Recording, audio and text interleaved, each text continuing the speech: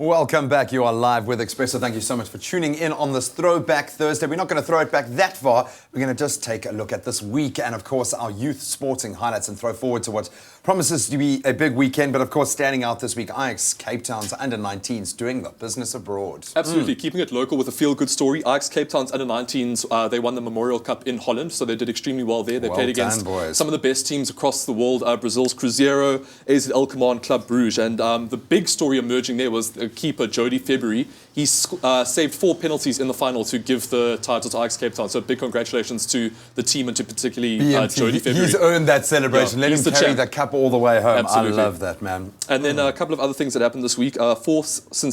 students were selected for the SA Schools rowing squad that's happening later in the year at the World Champs. So hopefully they'll do really well for South Africa overseas.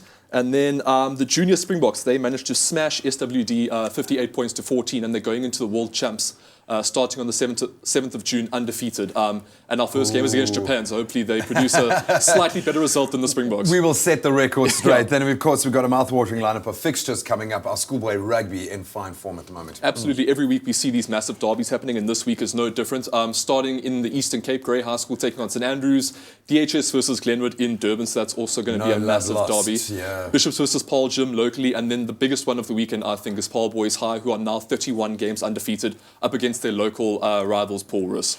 You know, this is one of the biggest derby games in the world of youth sport, literally the most watched game. Who do you think's got it in the bag? I think Paul Boys High, you know, they're 31 games undefeated, but my one concern for Paul Boys is that they've got so much pressure on them now to keep that momentum going, but we've been saying that week after week and they never disappoint, so you have to back Paul Boys. #1 in the country, possibly #1 in the world as well. Yeah, and then lastly, one name. I'm looking for one person to watch out for. Definitely the person to watch this weekend is Michael Raven-Scott. He's a Sax winger and he scored a hat-trick last weekend, so he's really on form, and Sax are taking on Brackenfell this weekend, so he's the player to watch this weekend. Oh, derbies to take in all over the country. Brandon Yates, our sports reporter, thank you so much for keeping your finger on the pulse. Let us know on our social media networks where your allegiances lie. Right now, though, let's get back into formal duties with the news.